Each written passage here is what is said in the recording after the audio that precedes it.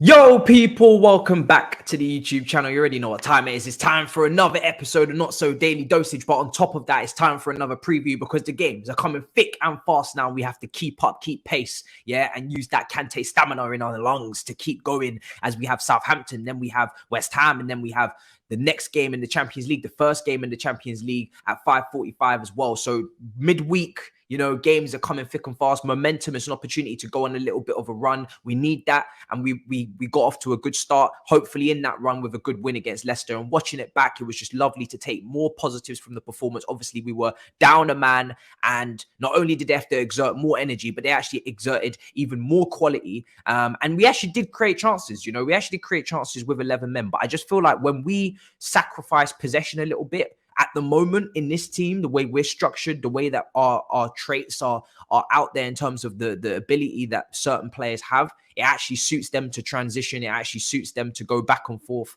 and they're able to have a little bit more space.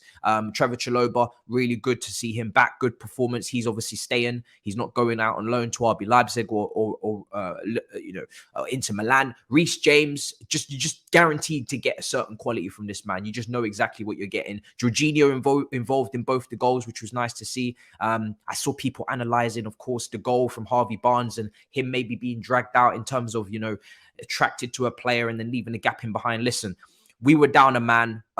He is not the most athletic in the first place. I think he, out of a lot of people, is probably going to suffer even more being a man down. And I think you got to have a little bit of lenience on that. He was involved in both the goals. Beautiful build-up play, wonderful interception, wonderful pass, crisp, progressive is what you want to see. And we know we need a DM anyway, so there's no point harping on about it that the only DM that we have or the only sitter that we have is going to have moments because, like I said, he should have competition. I've said that so many times. And also, of course, Sterling, we know that with the goals, he got his time out there. But Kai as well. Kai in that second half, relentless, involved in the goal as well, which was nice to see. And really involved in the chances created for Sterling when he hit the post. So beautiful to see Cucurella, the wing-backs, linking up with Sterling once more. And let's get into this because obviously we're going to address that Southampton-Chelsea preview towards the back end of the video. But right now, I want to start off with what you see on the right-hand side of your screen, which is over there. Very colourful, and we're going to get into it. First of all, happy birthday to Thomas Tuchel, right? I can't sing the whole song. We ain't got time for that. But big up your damn self. Ross Barkley, on your birthday, contract terminated. Wipe your hands. Riddle me, Ross. Zidane from pre-season has decided to flee from the nest. Listen, it had to happen. For me, it's a beautiful day. I feel like this guy, unfortunately, even for £15 million, it has been a waste. And he hasn't become what we hoped he would. He had the technical ability when he was younger. He had the pace and power. He had the ability to even go with both feet. He had the skill, but he just, in the end, the injury, and then he just didn't seem to ever, also struggled with professionalism at times as well, but just didn't ever kick on and come back from that. So this was a player that was deemed for me dead wood, to keep it, to the point and certain. He needed to move on. He needed to leave. And we clearly wasn't going to get any money for him. So just terminate the contract. And I absolutely adore that Todd Boehly is willing to do this. So many times we keep haggling and hassling. Please, sir, may we have some more? Please, can we have a little 5 million here, 2 million here, loan fee there, renew the contract, go again. If you can't get rid of the player, you're doing more damage than good. You're blocking paths for potential young, energetic, talented, technical players coming through the academy that could even be involved in bench positions or squad positions for cup games.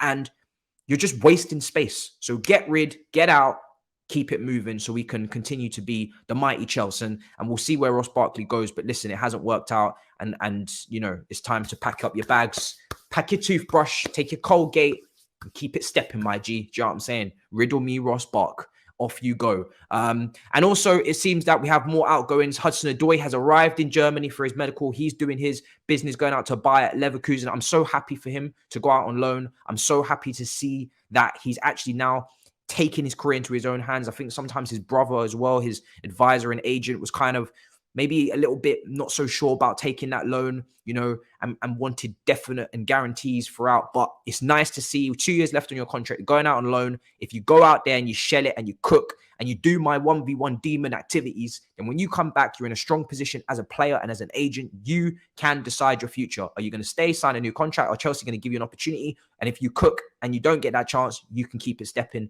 and you can go and have a great career. Like I said, this ain't Channel 4. We don't hoard microwaves and furniture in the back of the shed. If you ain't going to get an opportunity and you feel like you can start games, I'm happy to see Cobham go to Roma, go to AC Milan, go here, go there, go and have great careers, go and keep proving that we have an absolute stellar academy. Not everybody's going to make it, unfortunately. It is what it is. As much as I love Hudson-Odoi, and you know I've been doing my prop. So I'm so excited for him. Bayer Leverkusen, yeah, they're struggling at the moment in Bundesliga, but they do have some technical, good quality players. I feel like they will rise up, they will respond. And he just looks like a weight has just been taken off of his shoulders. Nothing to lose.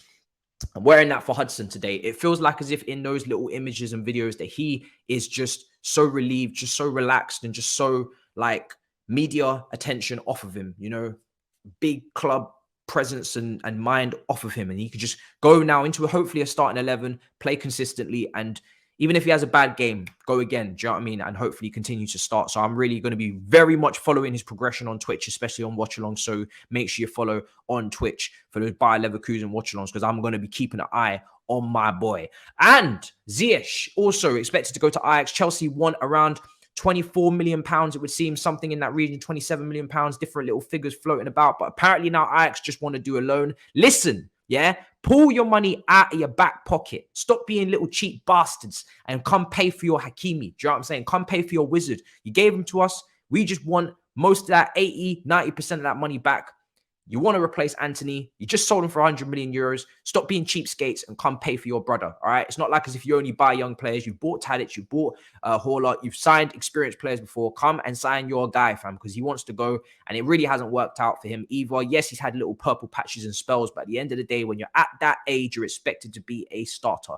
And when people talked about him when he arrived, and I was one of the more hesitant ones, if you remember, back in the OG days, I was repping the Jadon Sanchos of this world. I said, listen, he's a good player, but A, he's extremely frustrating, which he has been in terms of giving the ball away a little bit too often and not always giving you what you want in terms of intensity, which you need that in the Premier League, but also very one-dimensional. And it has proven to be the case as far as I'm concerned. Yes, he has that wand of a left foot at times. You saw the goal against Tottenham. You see those back post crosses, that free kick against Kepa. However, unable to go past players consistently, doesn't have the pace or the acceleration to do so, not even going to think about using his right foot for a millisecond. So it makes him, like I said, very one-dimensional and very predictable. And when you are that predictable, you better be Iron Robin levels in the prime old days of Chelsea and Bayern Munich, because if you're not, you're going to get found out because you just will not go onto your right foot. And he ended up proving to be even more one-dimensional than I thought, because he wasn't even able to go from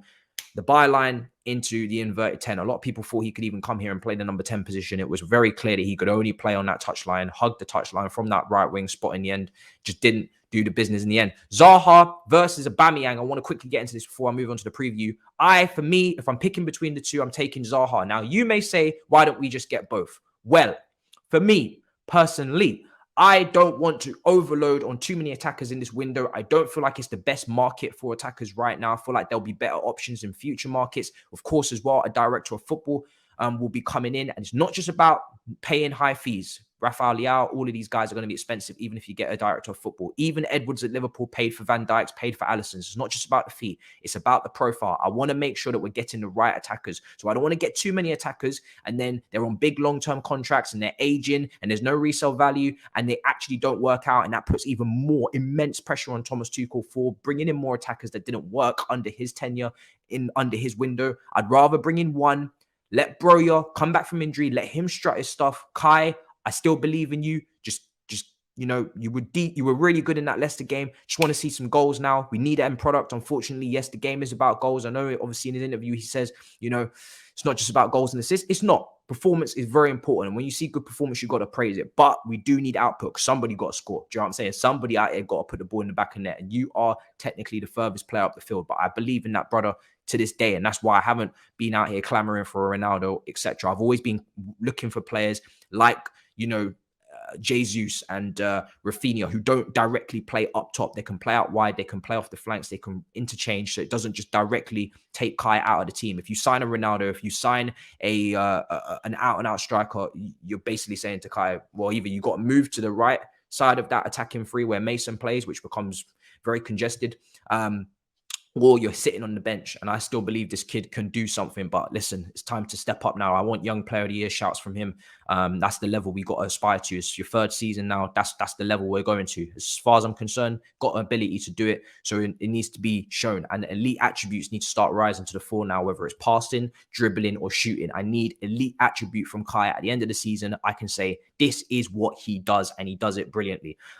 So for me, Zaha, I personally feel like it's a better investment. Not only is he younger, of course, but more importantly for me, if they're going to be used in the Timo Werner space creator role from the left-hand side, in a three, maybe Sterling goes to the right at times. Just if they're going to even contribute to all facets of the attacking play, if they're going to have to drop from striker position into the deeper areas and link up the play like Kai has to do, if they're going to have to run into the channels into wide areas and isolate people 1v1 when the wing backs tuck in, if they're going to have to, do these things, and if they want to add creativity to our side, not just goals in terms of dribbling, going past players, for me, Zaha is bringing more in terms of the overall package. He's going to be able to help us isolate players 1v1. He's going to be a threat, and that creates more space for others. When you have players that are a threat 1v1, which we haven't had consistently over the years, Sterling has brought that. We need more of it. It just gives others more space, because now defenders have to show respect. They have to show respect to that player that is potentially ripping up defenders and fullbacks on one side. And if we get it on both sides, then it becomes balanced. So, Sterling has shown that he could play right wing, no problem for Man City. So it could be an option. And even if he plays up front, I personally feel like the build up in terms of the hold up play, I think he's got the strength to do it if he has to. I feel like he's got that little bastard in him, the little shithouser that you're going to need to be able to stand up and, take on those centre backs. It's not his preferred position, but I think he's capable. So I would personally prefer him over Aubameyang, like I said. But let me know what you think in the comments down below. I also feel like just mentally, in terms of what he is aspiring to try and do to go to the next level, his trajectory in his prime, it makes more sense for him to come to Chelsea and show that he can play at this level, whereas Aubameyang's kind of already played for big clubs. I'm not really sure what the motivation and drive is coming to a Chelsea. So let me know what you think. But let's get in Southampton, because it's been a long video already. I want to talk about, first of all, starting 11. Mendy. I didn't take him out for Leicester in my preview. Personally, I felt like you have to just stick with him. I know he made a mistake, but unless it was going on for a long, long period of time in terms of game after game after game, yes, you can pinpoint Real Madrid. You can pinpoint this game sporadically over time, but there's games in between that where he's been good. Everton made some big saves. I think you just got to stick with him. For me, I already know Kepa's not good enough. Mendy is my first choice. And unless Mendy is really, really, really dropping clangers now, like clearly week after week, for me, you got to instill that confidence in your goalkeeper. You shouldn't be chopping and changing that position too often. And it was good to see a recovery against Leicester. You could say the near post shot from Harvey Barnes shouldn't be going in. I understand that. I put my hands up. I'm under arrest. I completely agree. But it was a step in the right direction. Now, I think it's an interesting conversation. Do we go with a 4-2-2-2 or do we go with a back three? Gallagher's missing, so that's a blow for us. No red card. He's got a red card there. Koulibaly is back.